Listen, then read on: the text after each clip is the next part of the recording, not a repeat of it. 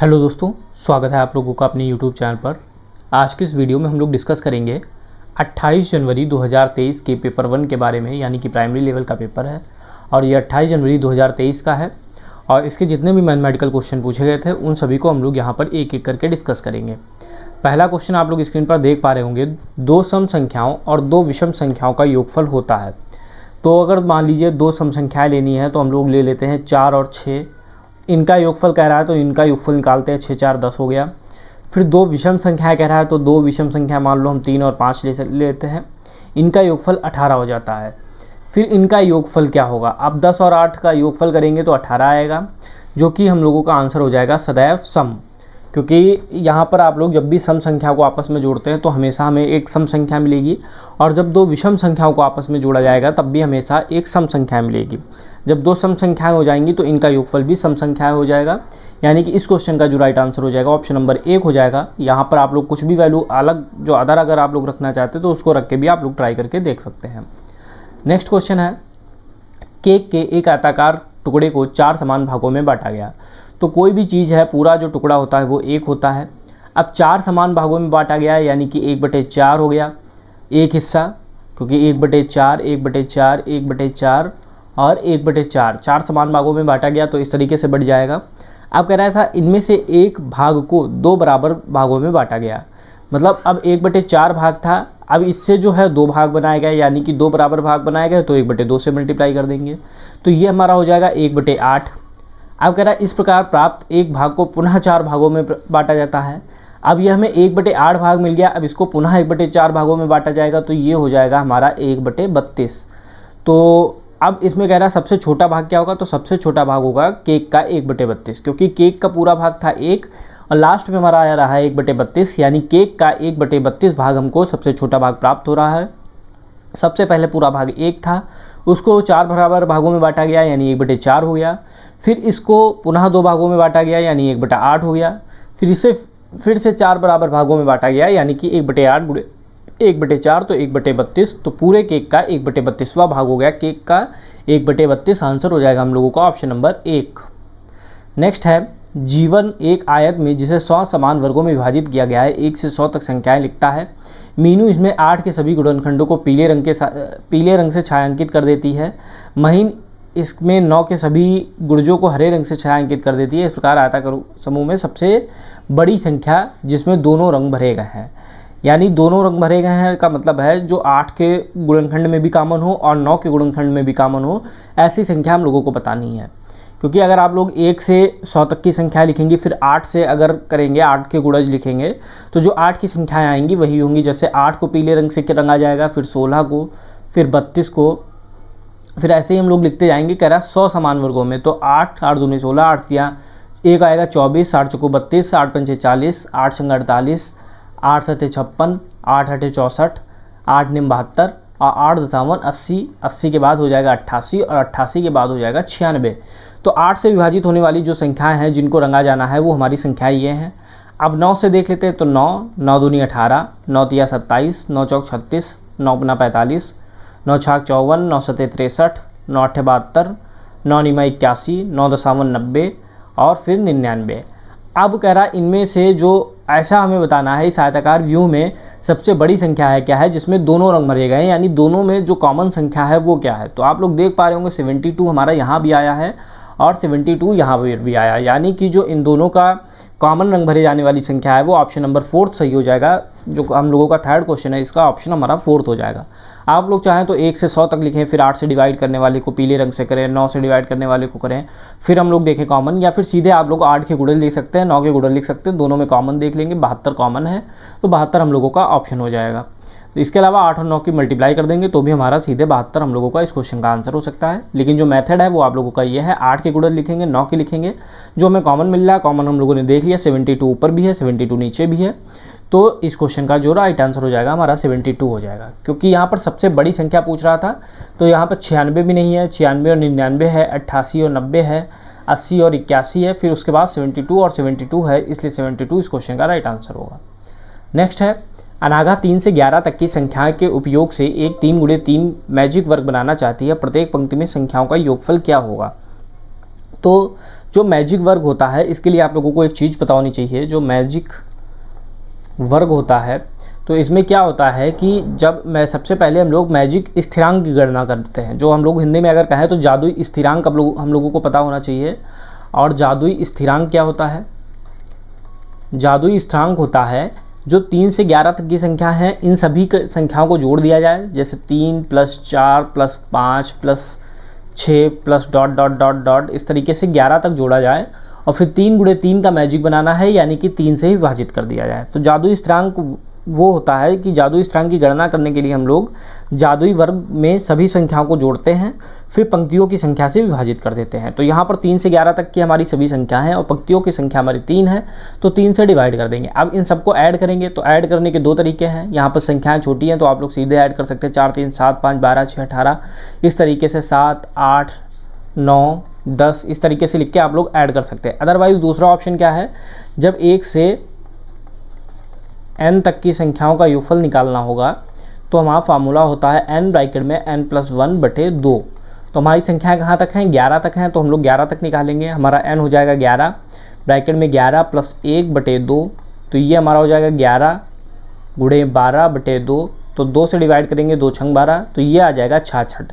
अब ये जो है 1 से n यानी कि 1 से 11 तक की आ गई। अब शुरू में गायब क्या है? 1 और 2 गायब है, यानी 1 + 2 हम लोगों के पास मिसिंग है, तो 1 + 2 का टोटल क्या होता है? 3 होता है। टोटल हमारा है 66, 66 में 3 हमारा मिस है क्योंकि यहाँ पर 2 संख्याएं हमारी गायब हैं, तो 66 में से 3 माइनस कर देंगे तो हमारा योगफल आ जाएगा। ये आप लोगों का कहीं भी लग जाएगा, कितनी भी बड़ी संख्या हो तो इसी तरीके से आपको निकालना है। पहले 1 से उस संख्या तक निकाल लेंगे, फार्मूला हमारा होता है n ब्रैकेट में n+1/2, फिर जितना भी हमारा मिसिंग है उसका टोटल निकाल लेंगे। मान लो अगर यहाँ से 1 से 5 तक होता या 1 से 15 होता तो हम लोग इसी फार्मूले का यूज करके फिर निकाल लेते और दोनों को माइनस कर देते। अदरवाइज यहाँ पर संख्याएं छोटी हैं तो आप लोग डायरेक्ट भी जोड़ सकते हैं। 4 3 7 5 12 6 18 7 25 8 33 9 42 10 52 और 52 और 11 63। तो जैसे भी आप लोगों को ईजी लगे वैसे आप लोग कर सकते हैं। जब हमारा 63 आ जाएगा टोटल, तो हम लोग पंक्तियों की संख्या से डिवाइड करते हैं। पंक्तियाँ हमारी 3 हैं तो इससे डिवाइड करेंगे तो 21 आ जाएगा। और जो ये जादुई स्थिरांक ही हमारा टोटल होता है, तो इसमें पूछ रहा है कि योगफल क्या होगा, तो जो योगफल हमारा होगा वो 21 ही होगा। ऑप्शन नंबर 2 इस क्वेश्चन का राइट आंसर होगा। अब अगर हम लोग मान लो जादुई वर्ग अगर हम लोग बनाना चाहें 3 × 3 का, तो इस तरीके से बनेगा। एक 10 संख्या आ जाएगी, फिर 5 आ जाएगी, फिर 6 आ जाएगी, क्योंकि हमें टोटल 21 ही रखना है। फिर इधर 3 आ जाएगी, 7 आ जाएगी और फिर 11 आ जाएगी। फिर इसी तरीके से यहाँ पर हमारी 8 आ जाएगी और 9 आ जाएगी और 4 आ जाएगी। अब ऐसे जोड़ेंगे 10 3 13 8 21, ऐसे जोड़ेंगे 10 5 15 6 21, 7 3 10 और 11 21 और 9 8 17 और 4 21, ऐसे जोड़ेंगे 7 5 12 और 9 21, 11 6 17 4 21। यानी कि इधर से भी सारा टोटल हमारा 21 21 और 21 आ रहा है और इधर से भी हमारा 21 21 और 21 आ रहा है। फिलहाल आपका आंसर यहीं पर पता चल गया था।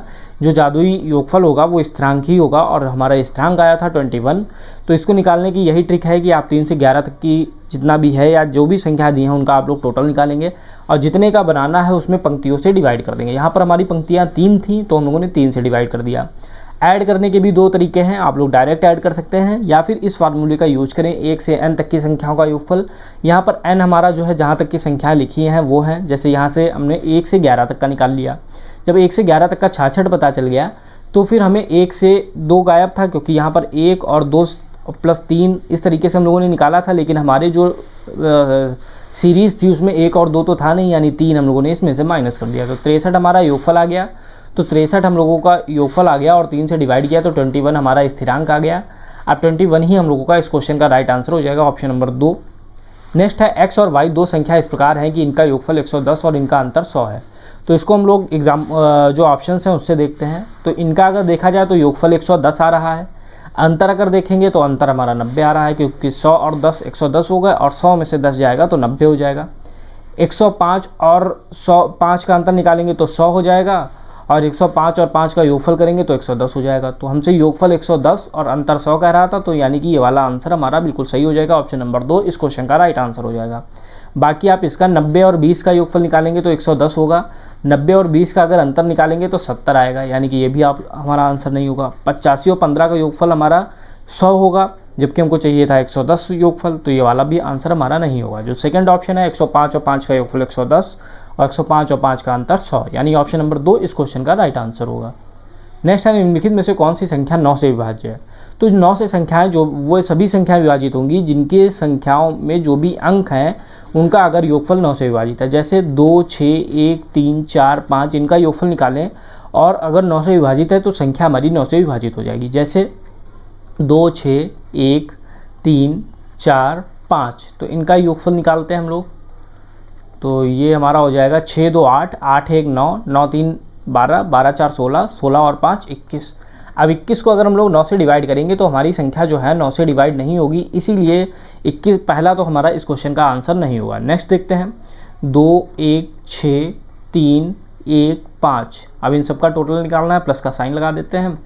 2, 1, 3, 3, 6, 9, 9, 3, 12, 12, 1, 13, 13 और 5, 18। अब 18 को अगर हम लोग 9 से विभाजित करेंगे तो पूरा पूरा डिवाइड हो जाएगा और 2 आ जाएगा, यानी कि ये वाली संख्या हमारी 9 से पूरी पूरी विभाजित है। ऑप्शन नंबर 2 इस क्वेश्चन का राइट आंसर होगा। आगे की देख लें 2 और 1 3, 3 और 6 9, 9, 6 15, 15, 1 16, 16 और 5 21, 9 से विभाजित नहीं होगा। 2, 2, 1 3, 3, 1 3 और 6 9, 6 15, 15, 1 16 और 16 और 7 23, 23 भी 9 से विभाजित नहीं होगा, इसलिए ये वाली भी संख्या हमारी 9 से विभाजित नहीं होगी। तो ये दोनों ऑप्शन हमारे गलत हो जाएंगे। इनके अंकों का योगफल हमारा 18 आया है और 18 9 से पूरा पूरा विभाजित हो जाता है, यानी कि इस क्वेश्चन का जो राइट आंसर होगा हमारा ऑप्शन नंबर 2 होगा। अगर यहीं पर 3 से विभाजित होने का पूछा जाए तो जो अंकों का योगफल अगर 3 से विभाजित है तो संख्या 3 से विभाजित होगी। जैसे कि पहली संख्या 3 से विभाजित होगी, दूसरी 3 से विभाजित होगी और तीसरी भी 3 से विभाजित होगी, चौथी संख्या 3 से विभाजित नहीं होगी। तो जो भी संख्या 9 से विभाजित है तो वो संख्याएं 9 से विभाजित होंगी। तो यहाँ पर अंकों का योगफल ऑप्शन नंबर 2 में 9 से विभाजित था, इसलिए ऑप्शन नंबर 2 हमारा इस क्वेश्चन का राइट आंसर होगा। नेक्स्ट है अक्षर H में बने सभी कोणों का योगफल क्या होगा। तो अक्षर H में बने सभी कोणों का योगफल निकालने के लिए इस तरीके से हमारा H बनेगा। कोण अगर देखे जाए, एक कोण हमारा ये बनेगा, एक ये बनेगा, एक ये बनेगा और एक ये बनेगा। तो यहाँ पर हमारे कोण देख सकते हैं 4 कोण बनेंगे और इसकी वैल्यू 90 डिग्री होगी, क्योंकि इस टाइप से हमारा बनेगा ये कोण। तो ये 90 डिग्री होगी, ये भी 90 होगी, ये भी 90 होगी और ये भी 90 होगी। जब हम लोग ऐड करेंगे 90 को 4 बार तो हमारा 360 हो जाएगा। 90 + 90 + 90 + 90, तो इनको करने पे हमारा 360 आ रहा है। और 360 किसका होता है, किसी भी चतुर्भुज के चारों अंतःकोणों का योगफल 360 डिग्री होता है। ये सब बात हम लोगों को पता है, इसलिए इस क्वेश्चन का जो हमारा आंसर होगा वो ऑप्शन नंबर 2 होगा। त्रिभुज के कोणों का योगफल 180 होता है, चतुर्भुज का 360 होता है। एक समकोण त्रिभुज के कर्ण के सम्मुख कोण कोई निश्चित नहीं है, कुछ भी हो सकता है। जैसे कि ये अगर मान लो हमारा समकोण त्रिभुज है तो इसमें तो ये 90 डिग्री होगा।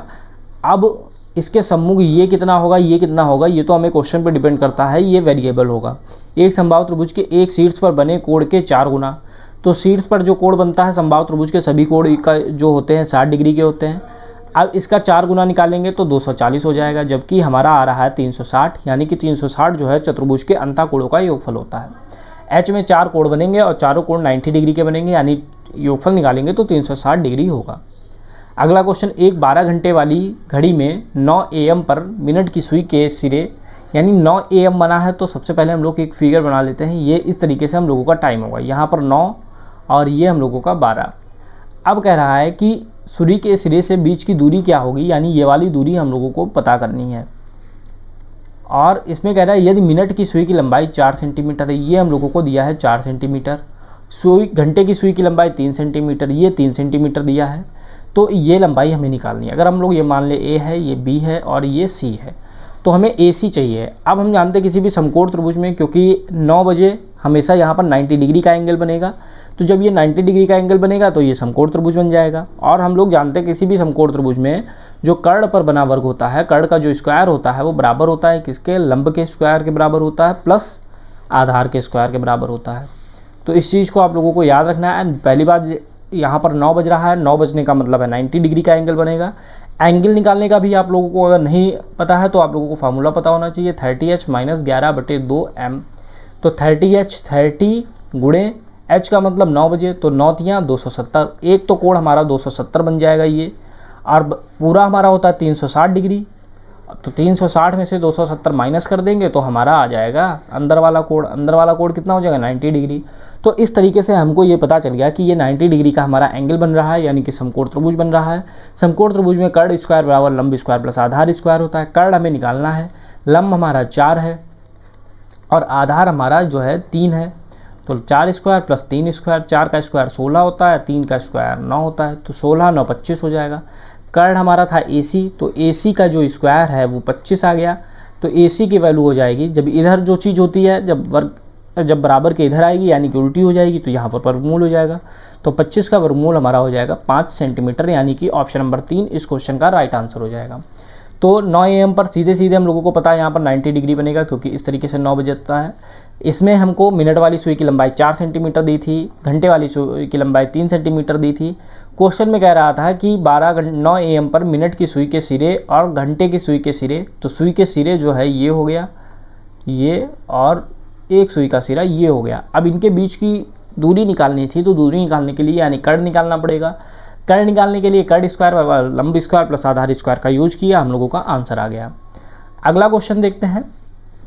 एक शिक्षक ने कक्षा 5 में विद्यार्थियों की 3 आकृतियां वृत्त, वर्ग और त्रिभुज दी। अब इसमें जो है उन्होंने पूछा कि इनमें से कितनी आकृतियां घूर्णन के बाद समान रहेंगी। तो हम लोगों ने बात की थी, कई बार हम लोगों ने बात की सममित रेखाएं और घूर्णन सममित। तो सममित रेखाएं वे रेखाएं होती हैं जब हम किसी भी आकृति को बीच से डिवाइड करते हैं तो हमें सेम आकृति मिलती है। जैसे कि एक आयत को अगर हम लोग ऐसे डिवाइड करेंगे तो हमें जो आकृति यहाँ है वो यहाँ है, अगर ऐसे डिवाइड करेंगे तो जो यहाँ है वो यहाँ है। यानी कि जब हम लोग बीच से डिवाइड करें तो सेम हम लोगों को आकृति मिलने पर सममित रेखा होगी। अब जैसे एक ये सममित रेखा हो गई, एक ये सममित रेखा हो गई। आयत में सममित रेखाओं की संख्या अगर पूछी जाए तो 2 हो जाएगी। अब घूर्णन सममित क्या होती है? अब किसी भी आकृति को अगर किसी एंगल पे घुमाया जाए तो आकृति में कोई भी बदलाव ना हो, यानी कि सेम आकृति मिले, तो घूर्णन सममित होता है। जैसे कि वृत्त की बात की जाए तो ऐसे वृत्त है, अब इसको हम लोग 90 डिग्री पे घुमा दे तब भी ऐसे ही रहेगा, 180 पे घुमा दे तब भी ऐसे ही रहेगा, यानी कोई भी परिवर्तन नहीं होगा। तो वृत्त में घूर्णन सममित है। वर्ग की बात की जाए तो वर्ग हमारा जो है चारों भुजाएं बराबर होती है इस तरीके से। अब इसको भी घुमा देंगे तो इसमें भी कोई परिवर्तन नहीं होगा, सेम आकृति रहेगी। त्रिभुज की बात की जाए तो त्रिभुज में भी, यानी कि अब हमसे कह रहा है इनमें से कितनी आकृतियों में आधे घूर्णन के बाद समान रहेंगी। वह अपने विद्यार्थियों को निम्न के बारे में अध्ययन कराना चाह रहा है। जब वो पूछ रहा है कि इनमें से कितने में समान रहेंगी, घूर्णन करने के बाद कितने में समान रहेंगी, यानी कि वो घूर्णन सममित के बारे में जानना चाह रहा है स्टूडेंट से, तो इसका जो आंसर हो जाएगा घूर्णन सममित हो जाएगा।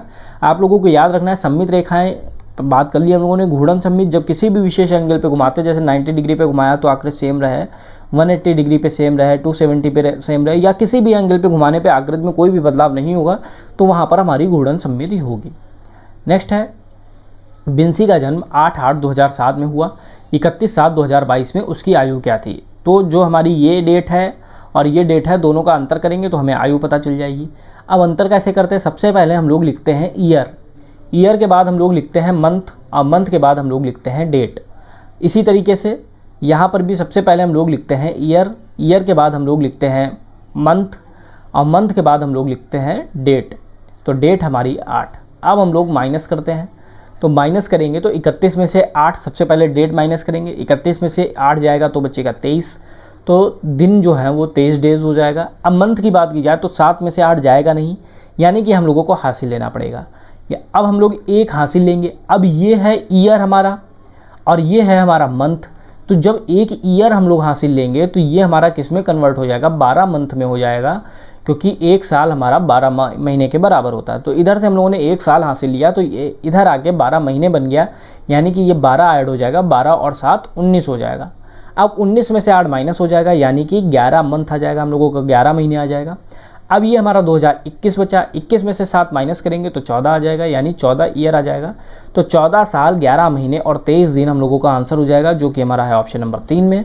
तो इस क्वेश्चन का राइट आंसर हमारा ऑप्शन नंबर 3 हो जाएगा। तो जब भी हमें माइनस करना होगा कोई भी डेट को, तो हम लोग इसी तरीके से सबसे पहले ईयर, मंथ और डेट लिखते हैं, फिर डेट से डेट माइनस कर देते हैं। अब यहीं अगर डेट से डेट माइनस ना हो रही होती तो हम लोग हासिल लेते हैं। अब फिर वो डिपेंड करता है कि आप लोगों का मंथ कौन सा होगा, तो उस हिसाब से हमारा हासिल होगा। फिलहाल एक साल में हमारे 12 महीने होते हैं, हम लोगों ने यहाँ पे हासिल लिया, तो यहाँ से एक साल कॉमन हुआ, तो जब इधर आएगा तो मंथ में कन्वर्ट हो जाएगा, तो ये 12 महीने हो गए, तो ये 12 7 19 हो गया, 19 में से 8 गया, 11 महीने हो गए। अब 2021 बचा यहाँ पर, 21 में से 2007 गया तो 14 साल आ गया, यानी 14 वर्ष 11 महीने और 23 दिन हमारा इस क्वेश्चन का राइट आंसर हो जाएगा। अगला, जून 2022 में बिजली के 1 मीटर में रीडिंग 263 यूनिट थी, अगले माह में यही रीडिंग 345 यूनिट हो गई। यदि प्रथम 50 यूनिट के लिए विद्युत शुल्क 4 रुपये प्रति यूनिट है तथा 51 से 100 यूनिटों के बीच यह शुल्क 5 रुपये प्रति यूनिट है, तो जुलाई 2022 के लिए कुल विद्युत शुल्क क्या होगा? तो 263 थी और 345 हो गई। अब कितनी है 345? पहले कितनी थी 263, तो कितनी बढ़ी हम लोग निकाल सकते, 5 में से 3 गया 2, 14 में से 6 गया 8, यानी 82 यूनिट जो है हम लोगों का खर्चा हुआ। 82 यूनिट पे हम लोगों को काउंट करना है। अब प्रथम 50 यूनिटों के लिए विद्युत शुल्क 4 रुपये है, यानी 1 से 50 तक की बात की जाए तो 4 रुपये है, तो 50 गुणे 4 हो जाएगा, 50 तक की 200 रुपये हो जाएगा। अब 50 तक का तो हमारा 200 रुपये हो गया। हमारे पास है 82 यूनिट। अब 82 में से 50 का तो खर्चा हम लोगों ने निकाल लिया, हमारे बचे 32 यूनिट। अब 32 यूनिट के लिए कितना लग रहा है? 5 रुपये प्रति यूनिट लग रहा है, यानी 32 में 5 से मल्टीप्लाई कर देंगे तो 5 दूनी 10, 5 या 15, 1 16, तो 160 रुपये। तो ये 160 रुपये और ये 200 रुपये टोटल हो जाएगा हमारा 360 रुपये। ऑप्शन नंबर 3 इस क्वेश्चन का राइट आंसर होगा। कैसे होगा? इसमें जो है प्रथम 50 यूनिट के लिए विद्युत शुल्क 4 रुपये प्रति यूनिट लग रहा था, तो प्रथम 50 के लिए 50 गुणे 4 कर दिया, 200 रुपये आ गया। टोटल 82 यूनिट थे, 82 में हमारे 50 चले गए, यानी कि हमारे बच्चे 32 यूनिट। अब जो से अगले यूनिट है 100 यूनिट के लिए 5 रुपये प्रति यूनिट था, तो 5 रुपये यूनिट था, यानी 32 गुणे 5 कर दिया तो 160 हो गया। अब 160 रुपये ये, 200 रुपये ये, टोटल मिलकर बना देंगे 360 रुपये। 360 रुपये हमारा ऑप्शन नंबर 3 इस क्वेश्चन का राइट आंसर हो जाएगा। नेक्स्ट है, एक खिलौना कार का मूल्य 35 रुपये है, एक केले का मूल्य 2.5 रुपये है, एक नोटबुक का मूल्य 25 रुपये है, एक नींबू के जूस के एक गिलास का मूल्य 12.50 है, अरुण के पास 50 रुपये हैं, तो पर्याप्त धनराशि है। अगर अरुण के पास 50 रुपये हैं तो इनमें से कौन सी चीज़ के वो खरीद सकता है, ये हम लोगों को बताना है। बात की जाए एक नोटबुक के बारे में, तो एक नोटबुक की बात की जाए तो 25 रुपये की है, तो एक नोटबुक यहाँ पर हो जाएगी 25 रुपये की। सबसे पहला ऑप्शन हम लोग लेते हैं। फिर नींबू के जूस के एक गिलास के मूल्य, तो नींबू का यहाँ पर हम लोग क्या लेना है, एक नोटबुक लेना है। फिर एक केला, तो केला का मूल्य कहाँ पर लिखा हुआ है 2.5 रुपये, 2.5 रुपये, तो केला का मूल्य हो जाएगा 2.5 रुपये। फिर जूस के 2 गिलास, तो जूस का गिलास एक था 12.50 का, तो 2 कितने के हो जाएंगे 12, 12.5 का 2 गुना करेंगे तो 25 रुपये हो जाएगा, यानी ये 25 रुपये हो जाएगा। अब इनको जोड़ते हैं तो ये 0.50, 5 2 7 5 12 हो जाएगा, 2 2 4 1 5 हो जाएगा, यानी 52.50 रुपये हो जाएगा। जबकि उसके पास थे 50 रुपये, खर्चा हो रहा है 52.50 का, यानी ये वाला तो ऑप्शन हमारा गलत हो गया। अगला एक खिलौना कार, तो खिलौना कार कितने की है 35 रुपये की है, 35.00, और 2 केले, तो एक केले का मूल्य 2.5 रुपये है, तो 2 किलो का मूल्य कितना हो जाएगा 5 रुपये हो जाएगा, तो 5.00। फिर एक नोटबुक, तो नोटबुक की बात की जाए तो एक नोटबुक है 25 रुपये की, तो ये 25 रुपये हो जाएगा। एक नोटबुक लेनी है तो एक नोटबुक 25 की, तो 5 5 10 5 15 हो गया, हासिल 1 3 1 4 2 6 हो गया, यानी 65.00। उसके पास रुपये हैं 50 और खर्चा हो रहा 65 का, ये भी ऑप्शन गलत हो गया। अगला एक नोटबुक, तो नोटबुक कितने की थी हमारी, नोटबुक थी 25 रुपये की, 25.00। 2 केले, एक केला है 2.5 का, तो 2 केले कितने हो गए 5 के, 5 रुपये हो गए।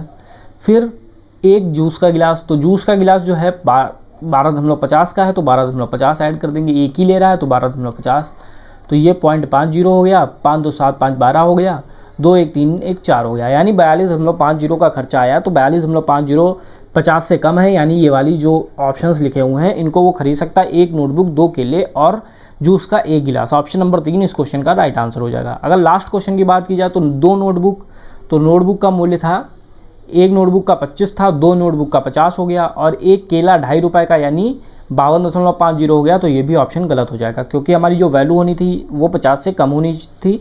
ऑप्शन नंबर 3 इस क्वेश्चन का राइट आंसर होगा। अगला क्वेश्चन देखते हैं, किस आकृति का अधिकतम क्षेत्रफल है। आयत की बात की जाए तो आयत का जो क्षेत्रफल होता है लंबाई गुणे चौड़ाई होता है, तो इसमें 3 और 4 दिया है, तो इसका आ जाएगा 12 यूनिट स्क्वायर या फिर 12 वर्ग यूनिट। फिर भुजाओं 3 इकाई वाला वर्ग, तो वर्ग का क्षेत्रफल होता है भुजा स्क्वायर या फिर ए स्क्वायर। भुजा है 3, तो 3 का स्क्वायर, तो 3 का स्क्वायर हो जाएगा 9।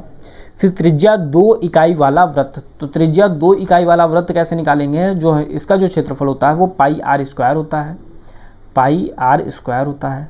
तो पाई की वैल्यू हमारी हो जाएगी 22/7, आर की वैल्यू हो जाएगी 2 और 2 का स्क्वायर हो जाएगा 4, तो 22/7 गुणे 4, तो ये हो जाएगा हमारा 88/7। 88 को जब हम लोग 7 से डिवाइड करेंगे तो 7 से डिवाइड करके देख लेते हैं, तो 7 एकम 7 बचा 1, फिर 8 उतारा, 7 दूनी 14, तो बचा 4, दशमलव लगाया, 0 बढ़ाया तो 7 × 5 = 35, यानी 12.5 के लगभग इसका आंसर आएगा, तो 12.5 लिख देते हैं। फिर भुजा 3 और 4 इकाई वाले कर्ण को छोड़कर समकोण त्रिभुज का क्षेत्रफल। तो जब समकोण त्रिभुज का क्षेत्रफल निकालना हो, समकोण त्रिभुज का क्षेत्रफल होता है 1/2 गुणे आधार गुणे ऊंचाई। आधार हम लोग बेस मान ले, ऊंचाई हम लोग h मान ले, तो 1/2 गुणे आधार गुणे ऊंचाई। तो आधार हम लोगों को 3 दी है, ऊंचाई 4 दिया है, तो इसको सॉल्व करेंगे। 2 दूना 4 यानी 3 दूनी 6 वर्ग इकाई आ जाएगा, तो इसका क्षेत्रफल 6 आ जाएगा। अब आप लोग देख सकते हैं जो सबसे अधिकतम क्षेत्रफल है वो जो हमारा वृत्त है उसका है 12 आ रहा है, यानी यही वाला ऑप्शन हमारा सही हो जाएगा। केवल आपको फार्मूला पता होना चाहिए, बाकी सिंपल सी कैलकुलेशन है। आयत का जो क्षेत्रफल होता है लंबाई गुणे चौड़ाई होता है, वर्ग का क्षेत्रफल भुजा स्क्वायर होता है, वृत्त का क्षेत्रफल πr² होता है, और समकोण त्रिभुज का क्षेत्रफल 1/2 आधार गुणे ऊंचाई होता है। बाकी से सारी वैल्यूज हम लोगों को दे रखी थी, सबको पुट कर देना था, सिंपल सी कैलकुलेशन थी। जो सबसे बड़ी संख्या आई वही हमारा इस क्वेश्चन का आंसर हो जाएगा, क्योंकि अधिकतम क्षेत्रफल पूछ रहा था। ऑप्शन नंबर 3 करेक्ट आंसर होगा। नेक्स्ट क्वेश्चन है, इसमें से जो विद्यार्थियों के अंक दर्शाए गए हैं 5 या 5 से अधिकतम कितने विद्यार्थियों ने 5 या 5 से अधिक अंक प्राप्त किए। तो एक ये हो गया, जो हो गया उनके ऊपर हम लोग गोला बनाते जाएंगे। तो 5 ये हो गया, एक ये हो गया, एक ये हो गया, एक ये हो गया। 5 या 5 से अधिक जितने भी हैं उन पे हम लोग मार्क कर देंगे, जिससे हम लोगों को काउंट करने में आसानी रहे। तो ये हम लोगों के जो हो जाएंगे ये 7, 8, 9, 8, तो जितने भी हमारे पास से थे सबको हम लोगों ने मार्क कर लिया। अब काउंट कर लेते हैं 1, 2, 3, 4, 5, 6, 7, 8, 9, 10, 11, 12, 13, 14, 15, 16, 17, यानी इस क्वेश्चन का राइट आंसर हो जाएगा हमारा ऑप्शन नंबर 4, 17। सिंपल सा क्वेश्चन था, 5 या 5 से अधिक, तो जितने भी 5 या 5 से अधिक थे सबको हम लोगों ने मार्क कर लिया। मार्क करने के बाद हमारा जो आंसर आ गया वो 17 आ गया। ऑप्शन नंबर 4 इस क्वेश्चन का राइट आंसर हो गया 17। नेक्स्ट और लास्ट क्वेश्चन देखते हैं आज का। इसमें एक पैटर्न दिया गया है 1 + 3 = 4, फिर 1 + 3 + 5 = 9, 1 + 3 + 5 + 7 = 16। तो दो तरीके से हम लोग इसको देख सकते हैं। 4 में 5 जोड़ा 9 हुआ, 9 में 7 जोड़ा 16 हुआ। अब 5 जोड़ा फिर 7 जोड़ा, अब कितना जोड़ेंगे, अब 9 जोड़ देंगे, तो 16 में 9 जोड़ेंगे तो 25 आ जाएगा। 25 हमारा राइट आंसर हो जाएगा। दूसरा तरीका क्या है, 1 + 3 4 हो गया, फिर 1 + 3 + 5 यानी 2 और एक्स्ट्रा कर दिया, फिर 1 + 3 + 5 + 7 प्लस, अब कितना होगा, 2 का अंतर चल रहा है, तो अगली जो आएगी 1 + 3 + 5 + 7 + 9, तो 9 7 16, 16 5 21, 21 3 24 और 1 25, तो 25 हमारा आंसर हो जाएगा। सिंपल था, आप लोग यहाँ से देख सकते हैं 5 का अंतर, फिर 7 का आंसर, फिर 9 का अंतर, यानी कि 25 हमारा इस क्वेश्चन का राइट आंसर हो जाएगा। तो ये जो पेपर था ये हम लोगों का 28 जनवरी का पेपर 1 था, प्राइमरी लेवल का पेपर था। अगर आप लोगों को वीडियो पसंद आया तो वीडियो को लाइक करें, साथ ही साथ चैनल को सब्सक्राइब करें। नेक्स्ट वीडियो में हम लोग 28 जनवरी के पेपर 2 यानी जूनियर लेवल के पेपर को डिस्कस करेंगे। मिलते हैं नेक्स्ट वीडियो में। Thank you.